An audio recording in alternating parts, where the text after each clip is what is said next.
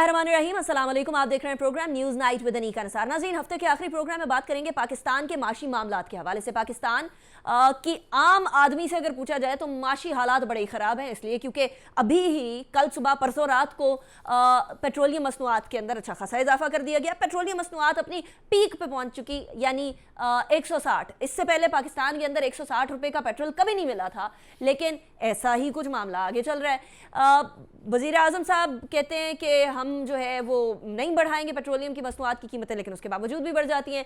सो पाकिस्तान की हुकूमत की माशी पॉलिसीज़ और इससे वे आउट क्या है, इसके ऊपर बात करना हमारे लिए बड़ा ज़रूरी है। वे आउट सीपेक के तौर पर हम लोगों के सामने रखा जा रहा है कि सीपेक जो है पाकिस्तान के माशी मामलात का एक हल है। क्या सीपेक वाकई में पाकिस्तानी मामलात का, मुश्किलात का हल है या नहीं, इस हवाले से भी बात करेंगे। और इसके साथ साथ बात करेंगे कि हम अपने नेशनल इकोनॉमिक सिक्योरिटी इंटरेस्ट जो है वो किस तरीके से सेफ गार्ड करें, किस तरीके से उनका दिफा करें आलमी दुनिया के अंदर, चाहे वो फैटफ की बात हो, चाहे वो IMF की बात हो, चाहे वो इंटरनेशनल कोर्ट ऑफ जस्टिस की बात हो।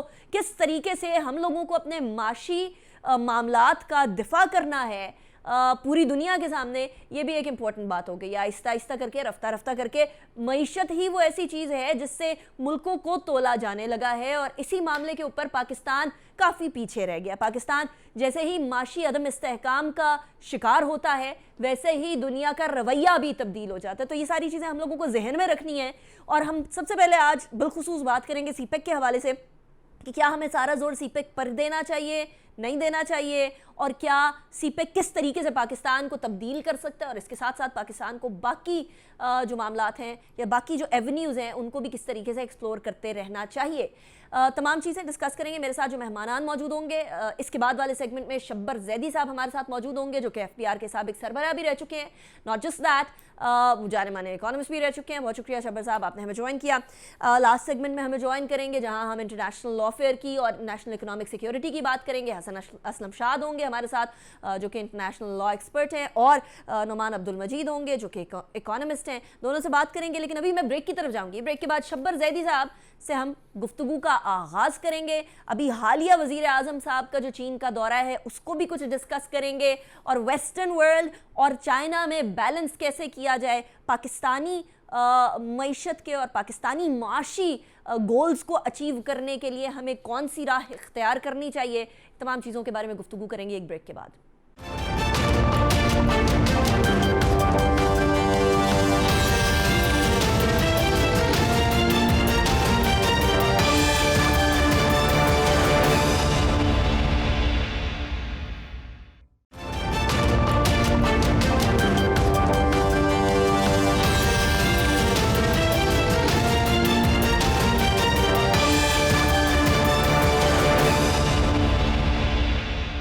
Welcome back after the break. सबसे पहले हम बात करेंगे शब्बर जैदी साहब से, जो कि FBR के साबिक चेयरमैन भी रह चुके हैं और जाने माने इकोनॉमिस्ट भी है। बहुत शुक्रिया शब्बर जैदी साहब, आपने हमें ज्वाइन किया।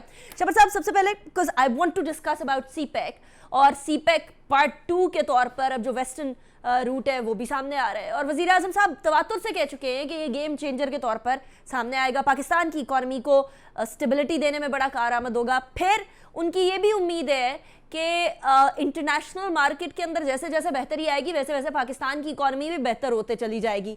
लेकिन अभी हम लोगों ने कल ही देखा कि पेट्रोलियम मसनूआत की कीमतों के अंदर इजाफा हुआ, परसों रात, कल दिन के अंदर। आप इस बात से इत्तफाक करते हैं, एक के सीपेक गेम चेंजर है, दूसरा इंटरनेशनल मार्केट के अंदर स्टेबिलिटी आने से हमारे यहाँ भी स्टेबिलिटी आएगी? देखिए, थैंक यू वेरी मच, आपने मुझे मौका दिया। देखिए, सीपेक के मामलात के बारे में मैं कभी भी बहुत ज़्यादा मुतमईन नहीं रहा उसके मालियाती पहलू से। उसका जो इकोनॉमिक पोजीशन है वो तो शायद अपनी जगह पर है, मगर मैं जब फाइनेंशियल टर्म्स में देखता हूँ तो मुझे जो इसमें दो पोर्शन है, एक है गवर्नमेंट टू गवर्नमेंट प्रोजेक्ट है और एक है बिजनेस टू बिजनेस प्रोजेक्ट है। मेरे हिसाब में जितनी उम्मीदें हम सीपेक से लगा रहे हैं, शायद वो हमारे लिए हम उस पर थोड़ा ज़्यादा कर रहे हैं, और वो इतना बड़ा इफेक्ट पाकिस्तान की इकोनॉमी पे नहीं डालने वाला जितना हम समझते हैं। तो मैं उस चीज़ को वो अहमियत नहीं देता जो इसको दी जा रही है, मैं उस पर मुतमईन नहीं हूँ। राइट, लेकिन शब्बर जैदी साहब, वाई आपकी ये जो थॉट है इसके पीछे कोई मंतक तो होगी। सारे लोग हम लोगों को बता रहे हैं कि CPEC is a game changer, CPEC Pakistan की इकोनॉमी के लिए एक स्टेबिलिटी लेकर आएगा, और आप कह रहे हैं ये ब्लोन आउट ऑफ प्रोपोर्शन है, या शायद हम इससे बहुत सारी उम्मीदें वाबस्ता किए बैठे हुए हैं। देखिए, मुझे एक बात बताइए कि हम 2018 से पहले 17-18 में बहुत एंजाइटी में सीपैक में चले गए थे, ठीक है, और हमारे यहाँ सीपैक की बहुत बात की जाती थी। उसके बाद हम चले गए, एक साइलेंट मोड में चले गए, और हमने सीपैक की बात थोड़ा सा उसको कम कर दिया। अब हम 2022 में आके दोबारा सीपैक की बात शुरू कर दी हमने, हम एंजाइटी से शुरू हो गए। आप लोग शायद इसको किसी और जाविये से देखते हैं, मैं इसको किसी और जाविये से देखता हूँ। ये जो मेरे हिसाब से ये मसला, ये इशू पॉलिटिकल एफिलिएशंस का ज्यादा है बनिस्बत माशी कोई कारकर्दगी या माशी बेहतरी के। हमारी पॉलिटिकल पोजीशन जब स्विच होती है टुवर्ड चाइना, तो हम सीपैक को लिंक कर लेते हैं। मैं आज आप जुमला कह रहा हूं आपके प्रोग्राम में, जो आप इसको रिकॉर्ड कर लें और ये शायद तारीख में बाकी रहे। कभी भी माशी फैसले सियासी बुनियादों पे नहीं होने चाहिए, और सियासी फैसले माशी बुनियादों पर होने चाहिए। सीपैक में पाकिस्तान के लिए क्या भला है क्या बुरा है, ये बहुत लंबा सब्जेक्ट है, मगर मैं ये समझता हूं कि दुनिया में जो तिजारत के और कमर्शियल सिस्टम के जो दो बड़े वजनी ब्लॉक्स बन चुके हैं, उसमें पाकिस्तान को बैलेंस रखना चाहिए, और पाकिस्तान उसमें बैलेंस रखेगा तो पाकिस्तान की तरक्की होगी। हम अगर बहुत ज्यादा टिल्ट करेंगे किसी तरफ, मईशत की बात कर रहा हूं, तो फिर हमारे लिए परेशानियां बढ़ जाएंगी, और हमें ये चीज में ज्यादा पुरुम्मीद होने की जरूरत नहीं है। अच्छा शबर ज़ैदी साहब, लेकिन पाकिस्तान का बहुत ज़्यादा इकोनॉमिक डिपेंडेंस वेस्टर्न ममालिक के ऊपर रही। यूरोपियन यूनियन के साथ हमारी ट्रेड, अमेरिका के साथ हमारी ट्रेड काफ़ी रही, और अब हम शिफ्ट कर रहे हैं थोड़ा चाइना की तरफ भी। आप ये नहीं समझते कि हम लोग सारे अंडे एक टोकरी से उठा के दो डिफरेंट टोकरियों के अंदर डिवाइड कर रहे हैं? क्या ये पाकिस्तान की इकोनॉमी के लिए बेहतर नहीं होगा? कि आपने वो बात कह दी जो मैं कहना चाहता था। चाइना हमारे लिए सप्लायर ऑफ गुड्स है, बायर ऑफ गुड्स नहीं है। चाइना में हमारी कोई मार्केट नहीं डेवलप होने वाली गुड्स की। तो हमें ये फैसला करना है कि हमें अपनी इंपोर्ट बढ़ानी है या एक्सपोर्ट बढ़ानी है। हमें अपनी एक्सपोर्ट बढ़ानी है। अगर हमें एक्सपोर्ट बढ़ानी है तो हमें अपने बायर के साथ ताल्लुकात बेहतर करने चाहिए, ना कि हम अपने सप्लायर के साथ बेहतर ताल्लुकात करें। जो बात आपको कही जा रही है और जिस बात से आपको बेसिकली ल्योर किया जा रहा है, वो ये है कि आप इसमें कैपिटल इन्वेस्टमेंट लेकर आ रहे हैं, जो हमारे पास बहुत जरूरत है इस वक्त। देखिए, इस बात को थोड़ा समझिए।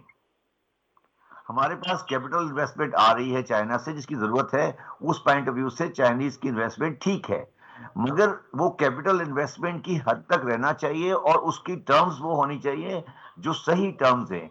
अगर मैं 17% के आईपीपी चाइनीज प्रोजेक्ट लगाना चाहता हूं और 17% डॉलर रिटर्न पे देना चाहता हूं, तो मैं कभी इससे एग्री नहीं करूंगा। अच्छा शबर ज़ैदी साहब, अभी एक और मामले की तरफ भी आते हैं, जो कि लास्ट टाइम आपने मेरे प्रोग्राम में भी कहा था कि हम लोग एक एग्रीकल्चरल मुल्क, एक ज़राई मुल्क होते हुए भी बहुत सारी चीज़ें इंपोर्ट कर रहे हैं, जिसके अंदर पाम ऑयल है, ऑफ कोर्स दालें हैं, कभी कभी तो गंदम और चीनी का मामला भी बन जाता है। लेकिन एक ज़राई मुल्क होते हुए ये मामला बड़ा मुश्किल हो जाता है। आप जिस सीपेक के बारे में ये कह रहे हैं कि हम लोगों को कंप्लीट उसके ऊपर डिपेंडेंस नहीं करनी चाहिए, या हम लोग शायद उसके ऊपर बहुत ज़्यादा तकिया करके बैठ गए हैं, वही सीपेक के मामले के ऊपर जब अभी प्राइम मिनिस्टर रिसेंटली गए हैं चाइना विंटर ओलंपिक्स में, तो वही चाइना हम लोगों को हमारे एग्रीकल्चर के अंदर मदद फराहम करने लगा है, टेक्निकल सपोर्ट देने लगा है।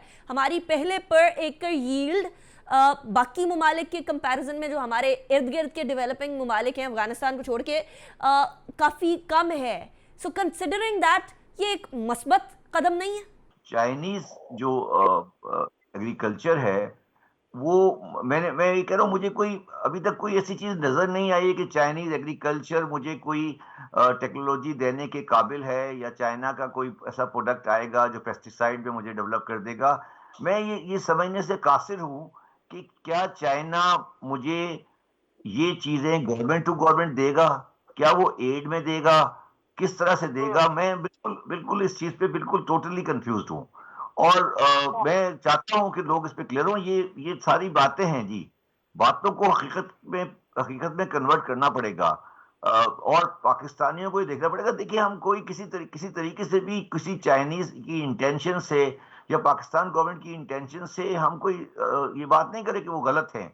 हम सिर्फ ये कह रहे हैं कि हम दुनिया की माशरी टेक्नोलॉजिकल दुनिया की जो हालात हैं इनको देखें, उसके बाद बात करें। ये नहीं होना कि हमें कोई बंदा ट्रक की लाल बत्ती के पीछे लगा ले और फिर हम बाद में कहें कि ये ऐसा नहीं है। देखिए, आप इस बात को बिल्कुल ध्यान में रखें कि आने वाली वक्त में यूएस, यूरोप, चाइना और इंडिया 4 इकोनॉमिक ब्लॉक हैं और उन ब्लॉक्स का अपना एक हैसियत है, उनकी इकोनॉमी का एक साइज है। हम उसके अंदर किसी खाते में नहीं गिर रहे हैं। तो हम बहुत बड़ी-बड़ी बातें करते रहते हैं, बहुत बड़ी-बड़ी हमारे ख़्यालात हैं, बड़ा हमारा नज़रियाती पहलू होता है, मगर हमारी माशी हैसियत इस वक़्त कुछ भी नहीं है। और एग्रीकल्चर में हमें हमें एग्रीकल्चर में टेक्नोलॉजी तो चाहिए ही, मगर हमने एग्रीकल्चर में जो और चीज़ें गलत की हुई हैं, वो करना है। मुझे अभी तक कोई ये नजर नहीं आया कि चाइना ने किसी वैरायटी का कॉटन का कोई सीड ड्राफ्ट किया हो, या कोई चाइना ने कोई वीट की क्वालिटी ड्राफ्ट की हो। वो भी मुझे वेस्ट से ही लेनी पड़ेगी। अगर कॉटन की नई वैरायटी लूंगा तो मुझे वेस्ट से लेनी पड़ेगी। हमने ये क्यों फैसला कर लिया, या हम ये क्यों फैसला कर सकते हैं कि जो हमारे सदियों के रिश्ते हैं वेस्ट के साथ, वो बाकी रिश्ते कमजोर पड़ेंगे। ये हम क्यों फैसला कर रहे हैं? हमें टेक्नोलॉजी वहीं से मिलेगी, मिलनी है। चाइना हमारा दोस्त है, दोस्त रहना चाहिए, बट सिर्फ इकलौता दोस्त नहीं हो सकता। Right, right. अच्छा शहबाज साहब, you're saying कि पाकिस्तान को भी समझ नहीं आ रही कि उसने किस किस्म की इकोनॉमिक पॉलिसीज रखनी है। हमने इंपोर्ट बेस्ड इकोनॉमी बनना है, एक्सपोर्ट बेस्ड इकोनॉमी बनना है, लेकिन पाकिस्तान तहरीक इंसाफ के सरबराह और पाकिस्तान के प्राइम मिनिस्टर ने तो आते ही सबसे पहले ये बात कही थी कि हम लोग इंपोर्ट की बजाय एक्सपोर्ट बेस्ड इकोनॉमी की तरफ जाएंगे। बिकॉज इंपोर्ट बिल हम लोग देख रहे हैं, पेट्रोलियम मसनूआत इंपोर्टेड आइटम है, अच्छा खासा महंगा पड़ जाता है। लेकिन अपनी एक्सपोर्ट बेस बढ़ाना इन इट सेल्फ भी तो एक बहुत बड़ा चैलेंज है ना शब्बर साहब। हमें अपनी प्रोडक्शन, अपनी सर्विसेज सेक्टर के ऊपर बड़ा ध्यान देना पड़ेगा, उसके अंदर वैल्यू एडिशन करनी पड़ेगी। पाकिस्तान तहरीक इंसाफ जो कि ये कहती है कि हमें एक्सपोर्ट बेस्ड इकोनॉमी बनना है, उसका फ़ायदा हम लोगों को डॉलर की ज़्यादा कीमत से भी या ज़्यादा कदर से भी हो सकता है, बीइंग अगर हम एक्सपोर्ट बेस्ड इकोनॉमी की तरफ जाते हैं। क्या पाकिस्तान तहरीक इंसाफ, और आपने बड़े करीब से काम किया उनके साथ, क्या पाकिस्तान तहरीक इंसाफ इस तरफ ध्यान देती हुई आपको नजर आ रही है या नहीं? देखिए, बात सुने, किसी भी सोते हुए आदमी को झंझोड़ने के लिए आपको उसको हिलाना पड़ता है, या आपको जोर से हिलाते हैं, या फिर आप उसके आसपास कोई धमाका करते हैं तो वो उड़ जाता है। पाकिस्तान की बिजनेसेस सो रही हैं। हम 30 से 31 बिलियन डॉलर की एक्सपोर्ट कर लेते हैं, 1 बिलियन डॉलर बढ़ा लेते हैं, 1-2 बिलियन डॉलर बढ़ा देते हैं, तो हम 5 ट्वीट कर देते हैं और 50 हम इस पे प्रोग्राम कर देते हैं कि हमारी एक्सपोर्ट बढ़ रही है। .002 पड़ गई, .3 पड़ गई। हम 30, 31, 32 एक्सपोर्ट डॉलर के आसपास खेल रहे होते हैं। और बांग्लादेश का जो फाइनेंस मिनिस्टर है, कॉमर्स मिनिस्टर है, वो 2026 में 80 बिलियन डॉलर की एक्सपोर्ट की बात कर रहा है। इंडिया की आईटी की एक्सपोर्ट 133 बिलियन है। हम काहिल और नालायक किस्म के लोग हैं। हमें बात समझ नहीं आ रही कि हम किस जगह में फंसे हुए हैं। और ये एक्सपोर्ट इसलिए नहीं बढ़ पा रही है कि हमारी बिजली बहुत महंगी है, हमारी लेबर इनएफिशिएंट है, औरतों को हमने घर पे बैठा दिया है।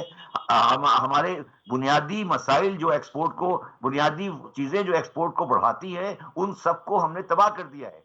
देखिए, चाइना भी बना सकता है, अमेरिका भी बना सकता है। अमेरिका क्यों नहीं बनाता? इसलिए कि अमेरिका में लेबर महंगी है, और लेबर जो होती है, लेबर महंगी में से अगली लेबर जो सस्ती लेबर होती है, वो फीमेल लेबर होती है। बांग्लादेश फीमेल लेबर पे चल रहा है। अब हमने तो औरतों को बुर्के पहना के घरों में बिठा दिया है, और हम कह रहे हैं कि हम एक्सपोर्ट बढ़ाएंगे टेक्सटाइल की, गारमेंट की। किस दुनिया में हम बैठे हैं?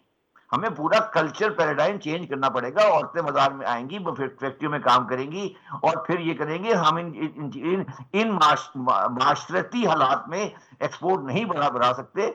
और मैं इसलिए बार बार ये कहता हूं कि पाकिस्तान को एक बहुत बड़ा जोड़ चाहिए। अगर वो पाकिस्तान अपनी मईशत को सही करना चाहता है, पाकिस्तान माशरती तौर पर इकोनॉमिकली बहुत ही खराब हालत में जा चुका है, क्योंकि हमारी इकोनॉमिक दुनिया की जो मईशत है उसको चलाने के लिए जो इकोनॉमिक पैरामीटर और इकोनॉमिक स्टाइल चाहिए, पाकिस्तान उससे हटके एक कबायली निजाम की तरफ जा चुका है।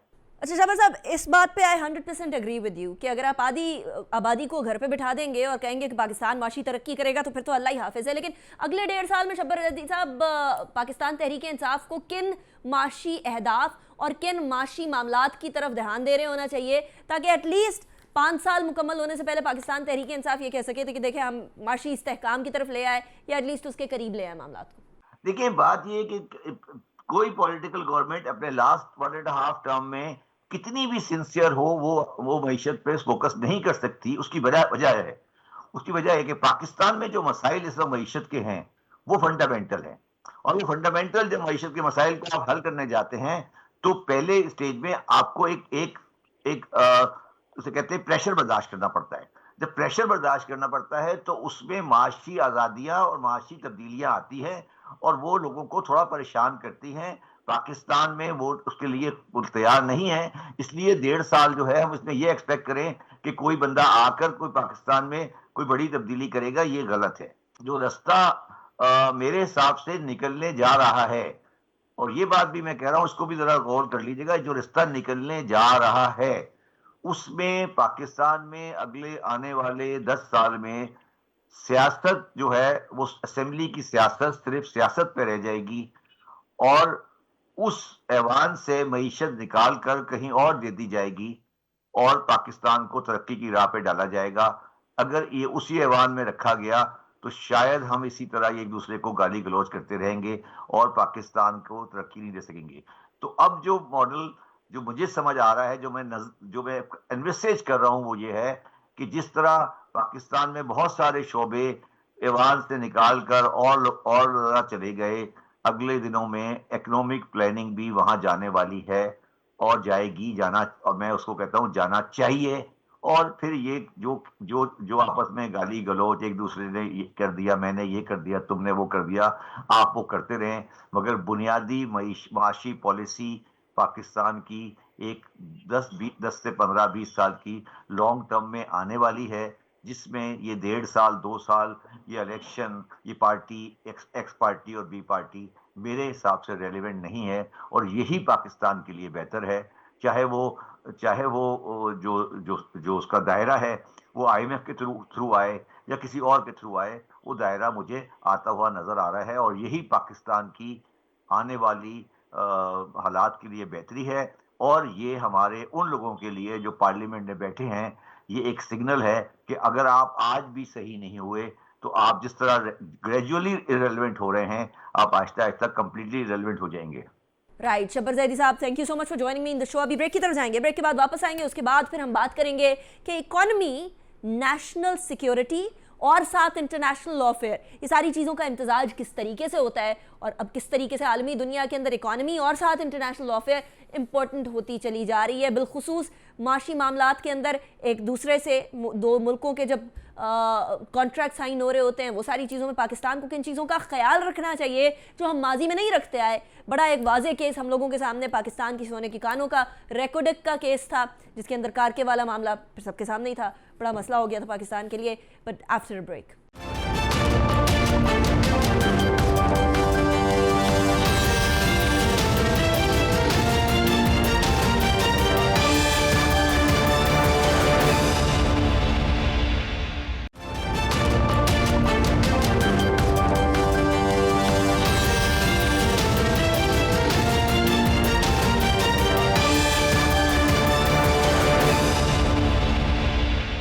Welcome back after the break. Break पे जाने से पहले हम बात कर रहे थे शब्बर जैदी साहब से सीपेक के मामले पे बिलखुसूस। अब हम बात करेंगे नेशनल इकोनॉमिक सिक्योरिटी और इंटरनेशनल लॉफेयर का इम्तजाज कैसे होता है। कोई भी मुल्क आजकल की दुनिया के अंदर सबसे ज़्यादा माशी वज़न के एतबार से तोला जाता है और पाकिस्तान को अपनी नेशनल इकोनॉमिक सिक्योरिटी को सेफ गार्ड करना होगा। दुनिया के अंदर जहाँ जहाँ हमारी नेशनल इकोनॉमिक सिक्योरिटी के ऊपर किसी तरीके से भी अटैक करने की कोशिश की जा रही है, उसको इंटरनेशनल लॉफेयर के जरिए हमें प्रोटेक्ट और सेफ गार्ड करना होगा। मेरे साथ जो मेहमान मौजूद हैं मैं उनका तारुफ करवा देती हूँ। हसन असलम शाद हमारे साथ मौजूद हैं, इंटरनेशनल लॉ एक्सपर्ट हैं। बहुत शुक्रिया हसन, आपने हमें ज्वाइन किया। इसके अलावा हमारे साथ मौजूद हैं नौमान अब्दुल मजीद साहब, इकोनॉमिस्ट हैं। बहुत शुक्रिया, आपने भी हमें ज्वाइन किया। सबसे पहले हसन, मैं आपकी तरफ ही आऊँगी। हम लॉफेयर की अक्सर औकात बात करते रहते हैं, इंटरनेशनल लॉफेयर, और बिलखुसूस वो कुलभूषण वाले मामले के ऊपर भी मैंने आपको जहमत दी थी अपने प्रोग्राम के अंदर। लेकिन नेशनल इकोनॉमिक सिक्योरिटी और international Lawfare, how do they even connect?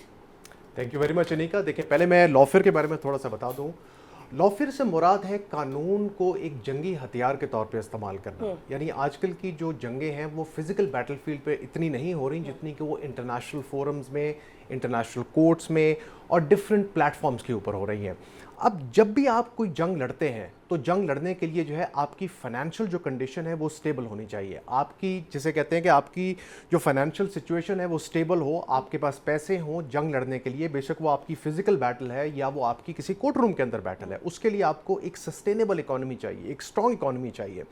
तो इन दोनों का रिलेशनशिप इस तरह है कि नेशनल इकोनॉमिक सिक्योरिटी जो है वो इस चीज़ को इंश्योर करती है कि आपकी कैपेबिलिटी है किसी भी किस्म की जंग लड़ने की, बेशक वो आपकी मीडिया वॉरफेयर है, बेशक वो आपकी फिजिकल बैटल है। और इसी तरह जो है नेशनल इकोनॉमिक सिक्योरिटी का जो कि एक लॉन्ग टर्म सस्टेनेबल गोल है, उसके लिए भी Lawfare helps you. For example, अगर आपने अपने आप को इकोनॉमी को सस्टेनेबल करना है तो उसके लिए आपको जरूरी होगा कि कल आप इंटरडिपेंडेंट है। क्योंकि फॉर एग्जांपल फैटफ की एग्जांपल है, आप फैटफ के जब शिकंजे में आए तो आपकी नेशनल इकोनॉमिक जो आपकी सिक्योरिटी थी वो इंपैक्ट हुई। IMF के पास आपको जाना पड़ता है, उससे भी आपकी नेशनल इकोनॉमिक सिक्योरिटी जो है वो इंपैक्ट हुई। तो लॉफेयर का अगर आप सही इस्तेमाल करते, आप अपने आप को तैयार करते इस चीज के लिए, तो आज आपकी इकोनॉमी जो है वो इस तरह से सफर ना कर रही होती। तो आप ये समझ लीजिए कि इन दोनों का एक सिम्बायोटिक रिलेशनशिप है, they coexist with one another. Right, लेकिन पाकिस्तान के अंदर सबसे बड़ा मसला ये रहा कि हम लोगों ने कन्वेंशनल वॉर की तरफ तो बहुत ध्यान दिया, और of course we had to, because we had an enemy जो कि हम लोगों के तरफ हमेशा सारी बंदूकें किए बैठा रहता है। क्या मुख्तलिफ मवाक़ों के ऊपर जहां पाकिस्तान को इंटरनेशनल कोर्ट्स के अंदर भी सुबकी उठाना पड़ी, बिलखुसूस मैं रेकॉर्डिंग की बात कर रही थी, क्या हमारा इंटरनेशनल लॉफेयर उधर भी काम आ सकता था हमारे इकोनॉमिक इंटरेस्ट को सेफगार्ड करने के लिए? बिल्कुल आ सकता था जी, अगर आप इसकी तैयारी करते। अगर पहले आपको ये पता होता कि आप फॉर एग्जांपल एक इंटरनेशनल कॉन्ट्रैक्ट करते हैं तो उसमें जब आप एक गवर्निंग लॉ की क्लॉज को एक्सेप्ट करते हैं जिसमें फॉर एग्जांपल ये कहा जाता है कि अगर कोई डिस्प्यूट होगी पाकिस्तान के दरमियान और वो जो इंटरनेशनल इन्वेस्टर है जो रेकोटेक में था, तो उसकी डिस्प्यूट को जो रिजॉल्व करेगी वो बाहर की कोर्ट करेगी। इसके रेपरकशंस है, इसकी आपको तैयारी होनी चाहिए। हम लॉयर्स कानून में एक वर्ड यूज करते हैं, फोरम शॉपिंग। इसका मतलब होता है कि आप एक ऐसी जुरिस्डिक्शन को एक्सेप्ट करें जहां पे आपको फेवरेबल रिजल्ट आने का जो है आपको एक्सपेक्टेशन हो। तो आपने ये तैयारी नहीं की, उसके बाद आपने उनको पाकिस्तान में इनवाइट किया, आपके जो बलूचिस्तान के जो डिफरेंट रूल्स थे वो भी तैयार नहीं थे, आपने ब्यूरोक्रेसी ने भी डिले किया, करप्शन भी हुई। यानी बेसिकली लॉफेयर जो है ये सिर्फ एक रेट्रिक या एक फैंसी टर्म नहीं है, इसके रेपरकशंस हैं। आप अगर तैयार होते तो बिल्कुल आज आपको ये सुबकी ना उठानी पड़ रही होती, फाइनेंशियली आपको इतनी डैमेज ना उठानी पड़ रही होती। अब जो पीटीआई की गवर्नमेंट है वो तो कोशिश करके इस डैमेज को कंट्रोल कर रही है ना, लेकिन ये सिचुएशन होनी ही नहीं चाहिए थी अगर आपने तैयारी की होती। ठीक है, अच्छा Noman, do you agree with Hassan ये जो कह रहे हैं कि इंटरनेशनल लॉफेयर आपको मदद देती है पाकिस्तानी इकोनॉमी यानी नेशनल इकोनॉमी को के इंटरेस्ट को भी सेफगार्ड करने के अंदर, and national economic security in itself international Lawfare में भी मदद करती है? अगर माशी आदादो शुमार के साथ और माशी टर्म्स के अंदर देखा जाए तो does this make sense to you? देखें, बिस्मिल्लाहिर्रहमानिर्रहीम, थैंक्स फॉर इनवाइटिंग। देखें, इकोनॉमिक सिक्योरिटी और लॉफेयर जो है देख as Hasan said symbiotic, they complement each other. अगर आप देखें फॉर एग्जांपल IMF हो गया, हम IMF के इस वक्त 22वें प्रोग्राम में चल रहे हैं। 22वें प्रोग्राम के अगर आप चैलेंजेस देखेंगे over a period of last 20-25 years 30 years हम गए हैं, it's the same kind of challenges that we are facing today with IMF जो आज से हम पहले कर रहे थे। आप FATF को देख लें, ये वही चैलेंजेस हैं आज से हम 20 या 25 साल पहले देख रहे थे। इशू क्या है, चाहे आप इकोनॉमिक सिक्योरिटी को ले लें, चाहे आप इंटरनेशनल लॉफेयर को देख लें, हमने कभी भी फंडामेंटल्स जो है उसको एड्रेस करने की कोशिश नहीं की है। इसका नतीजा ये निकलता है कि हमारे पास जो प्रॉब्लम की नौयत है वो रेकरेंट नेचर की है। जो प्रॉब्लम आज से 20-25 साल पहले हम देख रहे थे वो ही आज देख रहे हैं। जैसी थोड़ी सी एनर्जी प्राइसेस बढ़ती हैं हमारा रुपया नीचे गिरना शुरू हो जाता है। देखिए, अक्सर ये बात होती है कि भाई डॉलर कहाँ जाके रुकेगा। पॉइंट इज़ नॉट दैट कि डॉलर कहाँ जाके रुकेगा, पॉइंट इज़ दैट कि क्या वजह है कि हर थोड़े दिनों बाद जो है डॉलर बढ़ना शुरू हो जाता है। हम हर 6 महीने 3 महीने बाद वही सी सिचुएशन में खड़े होते हैं जो पहले थे। देखिए, जैसे आपने लॉफेयर के कॉन्टेक्स्ट में देखिए, FATF की मिसाल आपको मैंने दी, FATF की वही प्रॉब्लम्स हैं बैक एंड फोर्थ चल रहे हैं, क्योंकि हमने इसके फंडामेंटल रीजंस को एड्रेस। फंडामेंटल रीजंस क्या है जिनको हमें एड्रेस करने की जरूरत है, देखिए, जिनको अगर हम निगलेक्ट करते रहे, पसे पुश डालते रहे? देखिए, इकोनॉमिक सिक्योरिटी के पॉइंट ऑफ व्यू से अगर फंडामेंटल रीजंस को आप देखें तो पहली चीज़ ये कि हमने इन्वेस्टमेंट या टेक्नोलॉजी में इन्वेस्टमेंट नहीं की। देखिए, किसी भी इकॉनमी का जो स्ट्रक्चर होता है वो 1 या 2 दिन या साल या 2 साल में खड़ा नहीं होता। आज हम जहाँ पे खड़े हुए हैं इकोनॉमिकली, ये पिछले 25 साल की इकोनॉमिक पॉलिसीज़ का नतीजा है जहाँ हम आज खड़े हैं। आज चाइना अगर सुपर पावर है, 79 में जो उन्होंने इकोनॉमिक रिफॉर्म्स का प्रोसेस शुरू किया था उसके नतीजे अर्ली 2000 में आना शुरू हुए कि वो एक मिडिल इनकम लेवल तक पहुँचे। और बल्कि अगर आप चाइना का 5 साल पहले का इकोनॉमिक प्लान देखें, इट इज़ सो रियलिस्टिक कि वो कह रहे हैं कि हम 2025 के अंदर या 30 के अंदर जो है एक मिडिल इनकम कंट्री बनना चाह रहे हैं। नतीजा ये है कि देखिए, जब रियलिस्टिक बेसिस पे आप करते हैं और आप ये देखते हैं कि क्या लेकिन ये ख्वाब तो हम लोग देख सकते हैं ना नुमान के हम बड़े रियलिस्टिकली मामलात को आगे लेकर जाएंगे। मुझे तो साउथ कोरिया बार बार याद आता है जिसने हमारा प्लान लेकर अपने आप को बहुत आगे कर लिया, लेकिन वो रियलिस्टिक प्लान्स की इंप्लीमेंटेशन। अब आपने चाइना की बात छेड़ ही दी है, तो क्योंकि अब हम सीपेक के मामलात को आगे लेकर चल रहे हो, थोड़ी देर पहले शब्बर जैदी साहब भी सीपेक की बात कर रहे थे कि हम कंप्लीट इन्हिसार इसके ऊपर नहीं कर सकते, तो क्या ये हमारी नेशनल इकोनॉमिक सिक्योरिटी के लिए एक कलीदी किरदार अदा करेगा आपकी नज़र में? Do you agree with what Shabbar साहब सेड कि नहीं, इसके ऊपर इन्हिसार करना इतना ज़रूरी नहीं है? देखिए, उस पर इन्हिसार करना और सिर्फ उस पर इन्हिसार करना 2 अलग अलग चीज़ें हैं। ठीक है, इन्हिसार के यहाँ तक ताल्लुक है। देखिए, सीपैक 2 की जो बात हो रही है, इसके 2 फंडामेंटल डिफरेंसेस हैं जो पहले फेस से हैं। पहली चीज़ तो ये है कि जो इसमें इन्वेस्टमेंट आ रही है वो कमर्शियली वायबल है। FDI वही होती है जो कमर्शियली वायबल बेसिस पे आती है, मार्केट के फंडामेंटल्स के बेसिस पे आती है। अगर आप dollar based government guarantee returns देंगे तो फिर वो तो FDI ना हुई ना, वो तो आपका एक G2G एग्रीमेंट है। एंड सेकंड, जो दूसरा फीचर है जो बहुत अहम है इसका, वो है टेक्नोलॉजी ट्रांसफर। अगर आप जो रिसेंट प्राइम मिनिस्टर गए थे, जो उसका प्रेस रिलीज पढ़े या जो अनाउंसमेंट सामने आए हैं, उसमें हमारी ईल्ड मैनेजमेंट है, हमारी बहुत सारी टेक्नोलॉजी ट्रांसफर के अंदर बात हो रही है। देखिए, फॉरेन डायरेक्ट इन्वेस्टमेंट आपको देखें, अगर आप फिगर्स को देखें ना, पाकिस्तान आज कहाँ खड़ा हुआ है FDI के अंदर। पाकिस्तान के FDI है साल की तकरीबन $1.5 अरब, वियतनाम की है $16 अरब, कंबोडिया की $4.5 अरब है, हमसे 3 टाइम्स है। इसका मतलब है वी आर लैगिंग बिहाइंड। तो देखिए, हम सिर्फ इन्हिसार तो नहीं कर सकते, लेकिन it is going to be a game changer, बशर्ते कि इन 2 चीज़ों को हम फिक्स करें। एक ये कि FDI कमर्शियली वायबल बेसिस पे आए, और नंबर 2, FDI में सिर्फ फाइनेंशियल कैपिटल ना आए बल्कि नॉलेज कैपिटल भी। अच्छा, इसको वापस इंटरनेशनल लॉफेयर की तरफ भी लेकर आते हैं सर।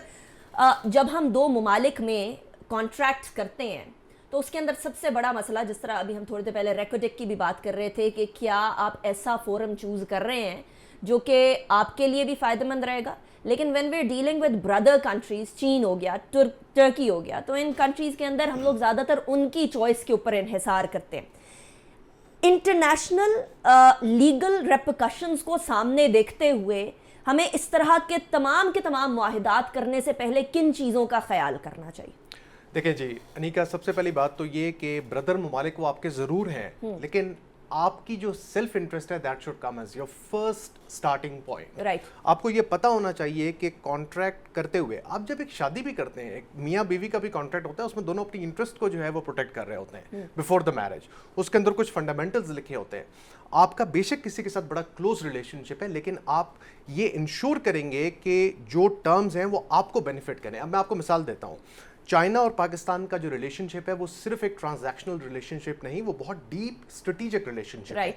अब इस रिलेशनशिप के अंदर एक बहुत इंपॉर्टेंट चीज़ जो कि मैंने अभी रिसेंटली एक समिट के अंदर भी एडवाइस किया, वो ये किया कि आप इन कॉन्ट्रैक्ट्स के अंदर जो डिस्प्यूट रेजोल्यूशन है उसको कोर्ट्स में ना लेके जाएं, आप इसमें एक मीडिएशन का फ्रेमवर्क लेके आए जिसमें आपकी जो डिस्प्यूट्स हैं या आपके डिफरेंसेस हैं वो मैनेज हो सके, यानी आप उनको अगली सतह पर जाने से रोक सके। उसके लिए मीडिएशन लेके आए। मीडिएशन क्या होती है कि 2 जो फरीक होते हैं या 2 पार्टीज होती हैं, उनके दरमियान अगर कोई डिफरेंसेस क्रिएट हो तो वो उनको मिल बैठ के जो है रिजॉल्व करें। ये चीज़ एक फंडामेंटल पॉइंट है। दूसरा ये है कि अगर पाकिस्तान के अंदर चाइना इन्वेस्टमेंट कर रहा है तो ये आपकी रिस्पॉन्सिबिलिटी बनती है एज द होस्ट स्टेट कि आपके मुल्क के अंदर जो लॉज हैं वो सही इंप्लीमेंट हो, आपकी जो ब्यूरोक्रेसी है वो फैसिलिटेट करे। ये चीज़ें अनफॉर्चुनेटली हमारे मुल्क में नहीं हुई पिछले कई सालों में। हमारे मुल्क में जो इन्वेस्टर आते हैं वो एक ब्यूरोक्रेटिक रेड टेप के अंदर फंस जाते हैं, तो इसकी वजह से चीज़ें इंपैक्ट होती हैं। ये सारे जो बॉटलनेक्स हैं ये हमें रिमूव कर रहे हैं to be able to progress. चले, इधर तो मीडिएशन आ गई, लेकिन फिर कई जगह पर हम लोगों को आर्बिट्रेशन की तरफ भी जाना पड़ता है। राइट। वो उन मामलात में चीजों को कैसे रिजॉल्व किया जाए, देखिए, और इंश्योर किया जाए कि पाकिस्तान की फेवर के अंदर मामला। देखिए, आपने अगर आर्बिट्रेशन करनी है, arbitration is a very common dispute resolution mechanism. Arbitration भी अगर आपने करनी है तो आपने ये देखना है कि आप किस फोरम के अंदर जा रहे हैं। फॉर एग्जांपल, अगर आप ICC आर्बिट्रेशन कर रहे हैं उसका एक डिफरेंट इकोसिस्टम है, अगर आप DIFC या दुबई की आर्बिट्रेशन कर रहे हैं उसका एक डिफरेंट इकोसिस्टम है। तो आपको ये समझना पड़ता है, you have to engage appropriate counsel जो आपको एडवाइस करें कि इन जुरिस्डिक्शंस की क्या रिक्वायरमेंट्स हैं, Right. इनके क्या रेपरकशंस हैं। और कई दफ़ा आपको ये भी करना होता है कि आप अगर किसी पार्टी को अवार्ड मिल जाए उसकी फेवर में, तो वो अगर आपके खिलाफ इन्फोर्स करे तो आपकी कोर्ट्स को उसको इन्फोर्स करना होता है, क्योंकि अगर आपकी कोर्ट्स इन्फोर्स नहीं करेंगी अनिका, तो कल को आपकी रेपुटेशन हो जाएगी कि आप कॉन्ट्रैक्ट्स को ऑनर नहीं करते। ये सारी चीजें आप ये समझिए कि इट्स अ कंप्लीट इकोसिस्टम। ठीक, और ऐसा इंप्रेशन पड़ जाना नोमान के एक मुल्क है वो इकोनॉमिक कॉन्ट्रैक्ट का हिस्सा बनता है और उसके बाद फिर बैक डाउन कर जाता है, ये इमेज किसी भी मुल्क की इकोनॉमी के लिए कितना ज़्यादा खतरनाक हो सकता है। देखें, अगर हम फॉरेन इंटरनेशनल इन्वेस्टमेंट या इंटरनेशनल ट्रेड के पॉइंट ऑफ व्यू से देखें, image building and perception management is everything. जब कोई इन्वेस्टर किसी कंट्री के अंदर आ रहा होता है, अपने पैसे लगा रहा होता है, YFDI जो फॉरेन डायरेक्ट इन्वेस्टमेंट है वो क्यों इंपॉर्टेंट है FPI फॉरेन पोर्टफोलियो इन्वेस्टमेंट से? पोर्टफोलियो तो आपकी स्टॉक में आती है, डायरेक्ट इन्वेस्टमेंट प्रोजेक्ट्स के अंदर आती है, क्योंकि वो कम से कम 5 से 10 साल का व्यू ले रहा होता है आपके सिस्टम के अंदर कि अगर कल को मेरा कोई प्रॉब्लम हो गया, मेरे पैसे फंस गए, तो नतीजा ये है कि क्या मैं यहाँ की कोर्ट से रिड्रेस या मैं रुजू कर सकता हूँ कि नहीं कर सकता। चुनांचे जब भी कोई फॉरेन इन्वेस्टर आता है, किसी कंट्री को इवैल्यूएट करता है, तो जहाँ फाइनेंशियल इन्वेस्टमेंट होती है, सबसे पहली चीज़ वहाँ के लीगल सिस्टम को देखा जाता है। आप ये देखें कि हमारे यहाँ अक्सर और बेशतर जो इन्वेस्टमेंट आती है, ऑल्दो कि ग्लोबल फिनोमेना भी है, लेकिन आप ये देखें ज़्यादातर जो ऑफशोर जुरिस्डिक्शन में बनी हुई होती हैं कंपनी, नंबर 1। नंबर 2, आप देखें हमारे यहाँ इतनी वेंचर कैपिटल एक्टिविटी हो रही है, पैसे आ रहे हैं, VC में इंटरेस्ट है, लेकिन जितने भी VC फंड्स लॉन्च हो रहे हैं या जो VC इन्वेस्टर आ रहे हैं, सब के सब जो स्ट्रक्चर्ड हैं वो केमन में है, डेलावेयर के अंदर है, डच एंटिलीज के अंदर, इन जगहों पर है। उसकी वजह ये है कि उन्हें लगता है जो एफिशिएंसी हमारे सिस्टम की और सोफिस्टिकेशन है वो उतनी नहीं है, at par with international standard नहीं है। तो ये लीगल फ्रेमवर्क जो होता है ना, इट इज़ द बैकड्रॉप, ये बेसिस होता है, ये रीढ़ की हड्डी होता है आपके फाइनेंशियल सिस्टम के अंदर। राइट नोमान, बहुत शुक्रिया आपने ज्वाइन किया। Hasan, thank you so much for joining me. Noman Abdul Majeed and Aslam Shad sahab हमारे साथ मौजूद थे। नाज़रीन, पाकिस्तान की इकोनॉमी को बेहतर बनाने के लिए हम लोगों को ये बात तो इंश्योर करनी पड़ेगी, जो आलमी सतह के ऊपर भी अब मानी जा रही है, कि पाकिस्तान का जुडिशल सिस्टम जो है needs a lot of improvement. और इम्प्रूवमेंट सिर्फ इस हद तक नहीं कि डोमेस्टिक मामलात को फौरी तौर पर रिजॉल्व किया जाए, बल्कि अब मामला पाकिस्तान की नेशनल इकोनॉमिक सिक्योरिटी तक पहुंच गया है कि अगर हम लोगों का कानून अपने ही मुल्क के अंदर लागू नहीं होगा तो हम लोगों को आने वाले वक्तों के अंदर फॉरेन डायरेक्ट इन्वेस्टमेंट समेटने के अंदर बहुत ज़्यादा मुश्किलात का सामना होगा। और ये मुश्किलात अल्टीमेटली पाकिस्तान के हर शहरी के ऊपर इम्पैक्ट रखती हैं, और ये इम्पैक्ट जो है बड़े वाज़े तौर पर हम लोगों को नज़र आने लग गया है। कितना बड़ा मुल्क, 22 करोड़ की आबादी वाला मुल्क, अगर कानूनी सुकून के अंदर फंस जाए, अपने इकोनॉमिक एक्टिविटी ना कर सके, इतने बड़े ज़खायर हो, रेकॉर्ड सोने के काने हो हमारे पास, तांबे की काने हो, हम लोगों के पास काला सोना मौजूद हो, और उसके बाद भी हमारी इकोनॉमिक सिचुएशन ऐसी हो, तो we need to think over our policies. Anika Nisar को इजाज़त दीजिए, अपना बहुत ख्याल रखिएगा। अल्लाह हाफ़िज़।